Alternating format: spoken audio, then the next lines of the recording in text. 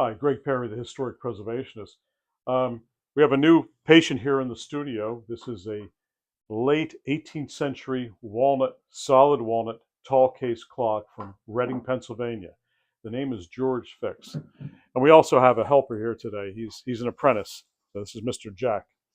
Um, but nevertheless, we're going to focus right here first on the dial. So considering that George Fix, F-I-X, worked in from 1791 maybe to 1797, very short span, produced about 20 clocks in that time period.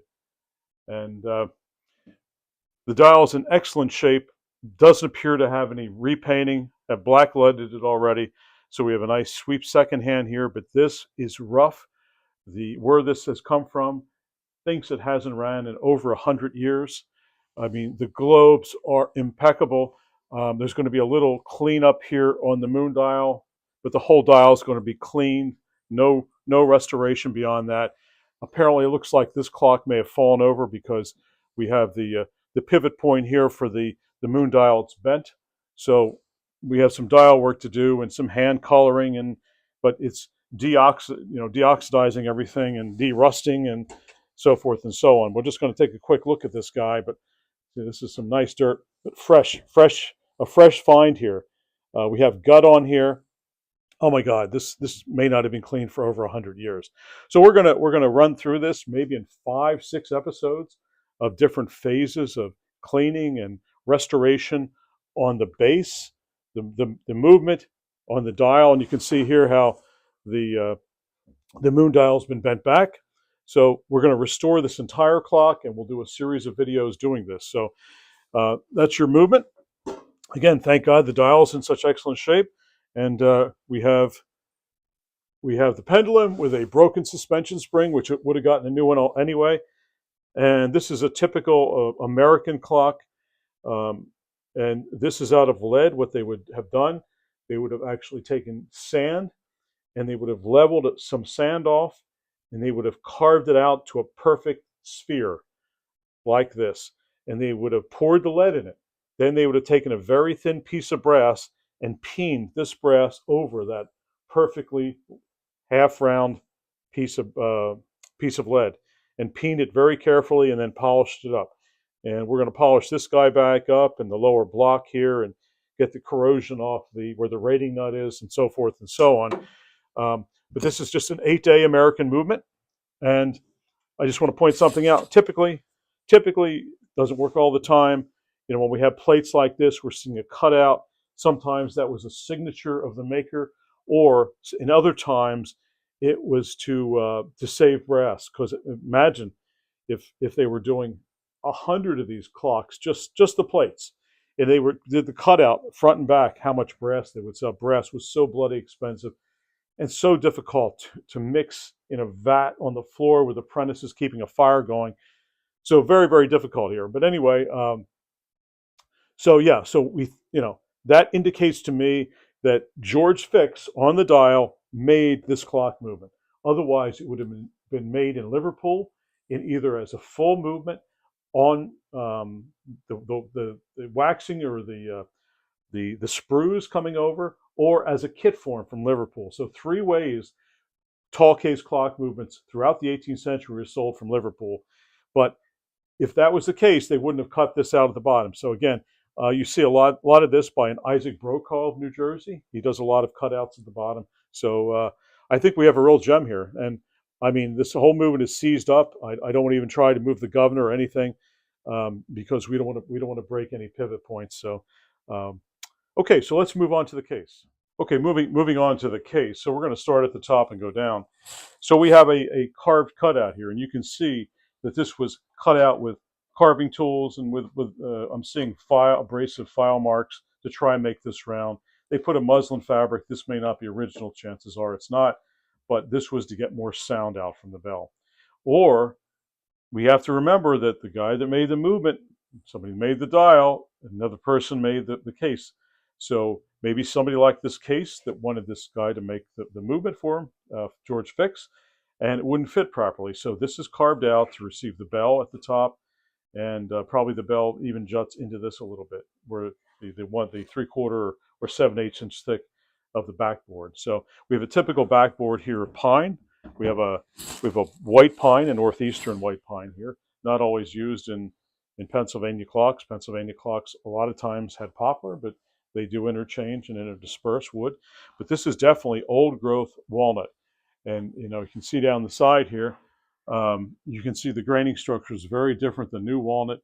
Um, you know, this tree was probably 400 or 500 years old when it was used in the early 1790s. So right now, it's a 500-600-year-old piece of timber that this clock case is encompassed by. But for early on, I mean, late 18th century, and particularly an isolated place like Reading, Pennsylvania, you would have had, these small detailed moldings applied here, and again, a lot of molding work on this plane. We have the fluted quarter columns with turned capitals. You're seeing the nice walnut pegs that are holding, the front establishment together. And this is somewhat of a lamb's tongue, but not really. It's just kind of flared down. Typically, a lamb's tongue, particularly in Chester County, is going to go back down and up. And we have Mr. Jack here. So we have a nice flat door, and this is something that George Fix's clock dials. He probably stipulated this right here. If we take a closer look here, this is just like a little bit of engraving, probably with some knife work. And I've seen this on several George Fix. When I say several, maybe I said 4 or 5. Unfortunately, something has happened here. Maybe somebody tried to break into the lock. They lost the key, and they did some damage. But we're going to work on that too. Lock with some nice old nails holding it on. And we look on the inside. So we have some cracks, which is typical, and I can see a lot of hand planing marks. And another indicator that this may not have been, this was a case chosen for this clock movement. And that's how they would have done them. You would have had coffin makers and some furniture makers making cases. So they had to belly this out for the swing of the pendulum back and forth. And here we have some screw holes that were screwed into the wall. We have 2 here. So it's been around a few times. Maybe this has been in 3 locations in its lifetime. That's pretty amazing when you think about it. And we have our molding at the mid base. This would have been called a turtle. And it's a kind of a Grecian, a geometric, lined with moldings. And we're missing a piece here, so that's going to have to be made with some hand planes, and some separation. So this has been in a very dry house. Possibly when we hit the summertime, this panel is going to float and expand, and it'll be tight against the frame on this side. We have the remnants of bracket OG feet at the bottom. They're a little bit worn. 2 things could have happened because of the height of the clock. They could have abraded them down, or there could have been some rot if this clock was essentially on a brick floor at one time. So a couple things going on.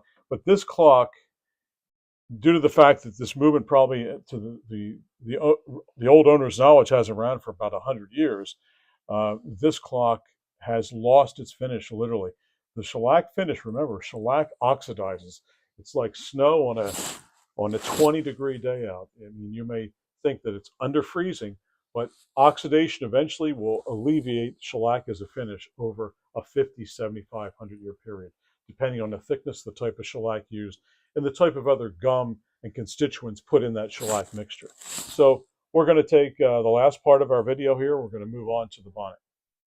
So continuing on with the bonnet, or I like to refer to these because they originated in England, the hood of the clock. Appears all original.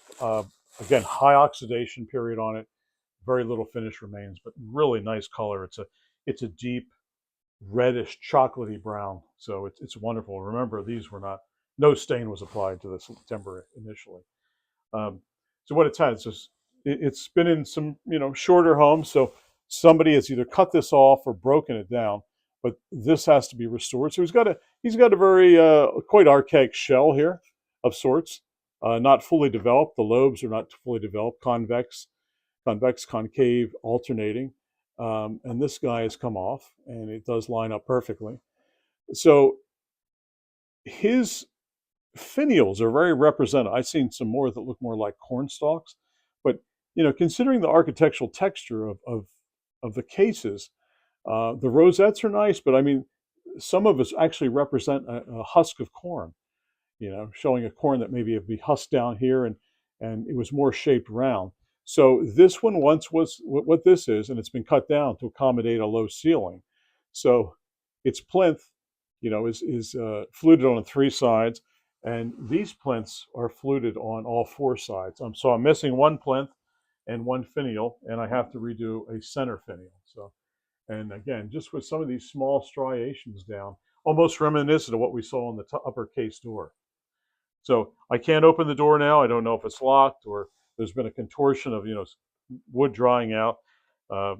Let's see. We have this colonnette here from this on my side, and you can see they're tenoned in the top and doweled in the bottom, and somehow it broke out. So I'm glad we have original equipment here, and we have these applied pilasters, for no better term, vertical, fluted, which is nice. It ties in the finials, and the rosettes are really nicely done.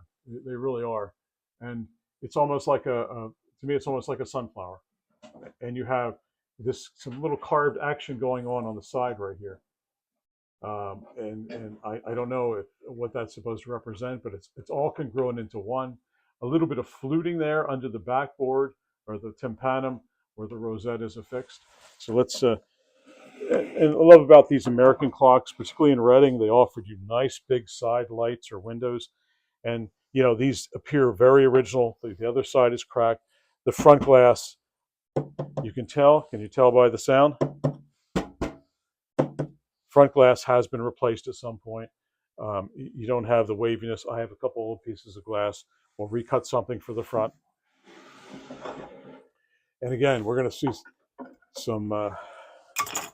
This is a dirty guy. He's been around for. You can see the dirt up there. It's 100 years or so in the same location as far as the family members know. But nevertheless, it's really good. It's tight. It's in good shape. And the interesting thing about these clocks, a lot of Pennsylvania clocks done in walnut, is just the weight of old growth forest, whether it be cherry or whether it be walnut. Absolutely amazing. I mean, this case weighs a ton as compared to English cases. A lot of them were veneered and some weren't veneered. But oh my God, just old growth compared to like maybe 70 years. Dealing with something that's only 100, 150 years old of similar timber. It's just day and night. The density is phenomenal, but it's that natural innate color. It's just very romantic, whether it's mahogany or walnut, whatever the case may be, or even cherry. They're just beautiful woods, and they actually glow so much under candlelight. So anyway, follow us for this journey over a period of videos as we start attacking the case, the mechanism, and the dial. And don't forget to check us out on Spotify and on Apple Podcasts. We have nearly 1,000 podcasts there, and my associate here and I will be working on this clock in the very near future. So Greg Perry, the Historic Preservationist, signing out.